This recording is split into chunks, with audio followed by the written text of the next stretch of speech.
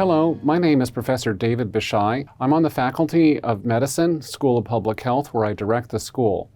My background in health economics focuses on evaluating public health interventions and vaccines to establish how they can be better used to improve human health. Today, I'll be looking at measuring preferences for vaccines using conjoint analysis methods. These results can inform better policies to promote vaccination around the world. Thanks for listening.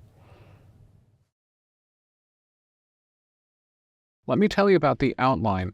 So today we will first go over the very basic concept of heterogeneity and demand for health and why this matters for policymakers who are making adoption decisions about products. It's a problem when some people are willing to buy a technology and others are not. The side point is that we will find that when there's heterogeneity and demand for health, sometimes there are irrational and emotional components that are due to fear or misunderstanding.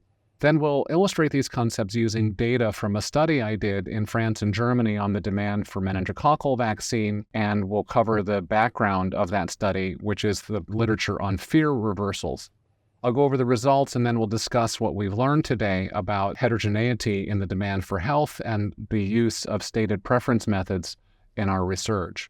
So I want to start with a very frightening slide. This is a child who has succumbed to a severe case of meningococcal, where there's disseminated Neisseria in this patient's bloodstream, and the prognosis is very grim.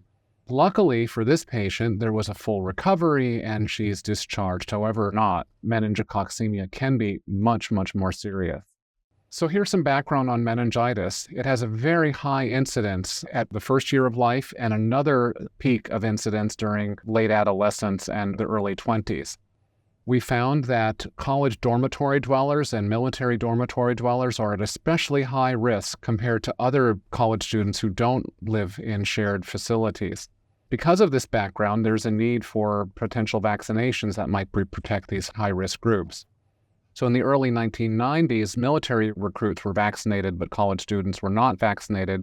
That was with a $75 vaccine. In the mid-90s, the CDC studied the value of the vaccine and found that the vaccine was costing about $5 million per life saved. However, the CDC recognized that according to current preferences in America, that was about the value of a life was $1 million, and they said that it would not be cost-effective to vaccinate college students because their lives were only worth $1 million and the vaccine was only costing much more than that at $5 million per life saved. In the late 1990s, there was a push by the Meningitis Awareness Foundation and the Association of College Health Nurses to try to get state legislatures to enact mandatory laws requiring information about the vaccination. In 2001, 20 states had passed laws requiring college students to get vaccinated or sign a waiver. In 2004, the CDC mandated universal vaccination of all college students. The policy background, though, is that when we say that a life is worth 1 million, the 1995 policy was problematic because some people would have been to the right of the curve saying their life was worth more than 1 million, and some people would have been to the left of the curve. If, for instance, you were on the left of the curve, you would have been agreeing that the CDC policy improves well-being. However, if you are on the other side of the curve, you would agree that the CDC policy harms well-being because you valued your life much more highly than the CDC thought your life was worth. So the CDC has to make one policy, but there's heterogeneity, and some people think their lives are worth a lot and some people don't, and that heterogeneity is a problem. The economics background says that the demand for a vaccine should depend on price, income, and the expected health benefits. According to economics, fear and frightening stories might affect demand if they increase the salience and the belief that one can benefit from the vaccine. Graphic pictures about what could happen to you if you don't get a vaccine might increase the perceived health benefits. We wanted to shed light on both the policy and the economics background.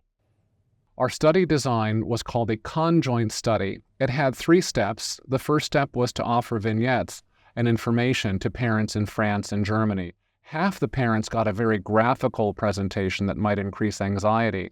and the other half didn't. They simply received dry textual information. Step 2, we offered hypothetical vaccines of various prices and attributes.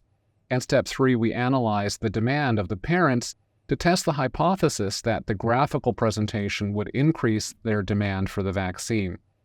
So this is where we will optimize the quality of information, because we're asking them to actually bid for and say whether or not they would accept a vaccine.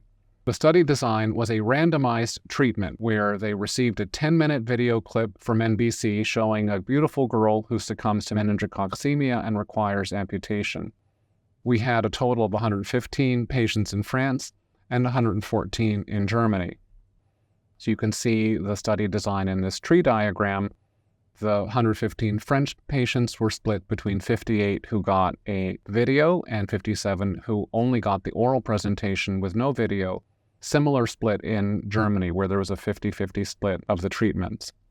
After the oral presentation, plus or minus the video, they would review a series of 18 hypothetical cards comparing several vaccines, and then at the end of the study, they got a quiz on their meningitis comprehension.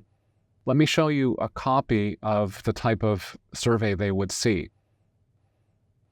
This is a set of 3 hypothetical vaccines that the parents were asked to bid on. You can see that the one on the left, vaccine A, has the highest price. It has protection of 4 years. It's not the longest protection. And it covers only one of possible serogroups, so it has narrow protection. It doesn't sound like a good deal to me to pay so much and get such short protection with so few groups. The cheapest one, vaccine B, at 500 French francs, offered 10 years of protection and excellent coverage of serogroups. So that does appear to be the good buy, and I think if you were looking at this, you might decide to pick vaccine B. Not all of the options were as easy as this, and we gave several difficult questions where one had to trade off the price against protection against the coverage to really tease out what the parents were really looking for when they made their purchases. The characteristics of the parents, they were mostly female, they were mostly working, their incomes in Germany were a little bit more highly compensated, with a median income of 72,000 euros in Germany, and about less than half is that in France. We asked how many of them had heard of meningitis vaccine, and about half heard about it in Germany. About 3/4 of them passed the logic test, meaning they would prefer something that was a no-brainer question. And 50% of the German parents understood what a serogroup actually was. The comparison of the subjects seems to be evenly balanced between the video and the non-video participants, so we were pretty good at getting randomization to work. Let me show you the analytical methods. We did a logistic regression of the probability of buying a vaccine against the prices, the durations of the coverage level in terms of the number of serogroups, and then we controlled for their income and their knowledge and whether they saw a video. We used a statistical analysis which compensated for the correlated errors. That was called a hierarchical random effects model, which was estimated in Stata. The results were as expected, that price and duration and serogroups, which were all predicted to have an effect, had an effect. The price of the vaccine, if it went high, it lowered demand. More expensive vaccines were less demanded. If the competing prices of the other vaccines were high, that would raise demand for the vaccine that had a lower price. It was preferable to get a vaccine with a longer duration and that covered more serogroups. We were able to plot a demand curve, and let me show you the demand curve. In France, the purple dotted line shows the demand of the French parents that had a video exposure, and they had higher probability of purchasing than the parents that did not see the scary video. We were surprised that in Germany, we found the opposite. For the German parents, we found that watching the video actually systematically lowered their probability of purchase. One thing to remember is that the German parents were a little bit more highly compensated and had a higher income than the French parents, but we were puzzled over the results of having watched the video and having had a reduction in their demand for the vaccine. I want to go over some background now.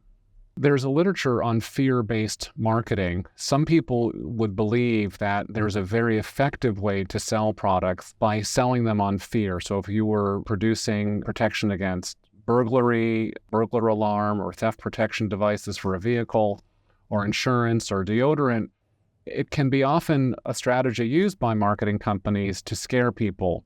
However, this literature has shown that there are anomalies. There was an anomaly in the scared straight experiment where youth were taken to prisons and shown what life was like in prison in order to keep them out of crime. But the opposite effect occurred. The scared straight intervention for youth led to more rates of criminal activity. The other anomaly has occurred in the literature was for gum disease. There were toothpaste companies that showed really disgusting pictures of people with gum disease, and those toothpaste sales went down after showing the scary pictures.